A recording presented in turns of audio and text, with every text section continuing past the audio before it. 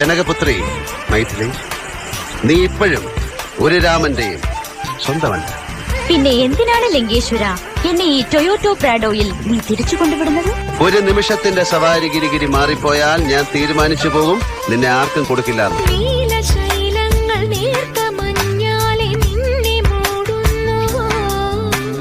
രാജഹംസങ്ങൾ നിന്റെ പാട്ടിന്റെ വെണ്ണയുണ്ണുന്നുവോ? പകുതി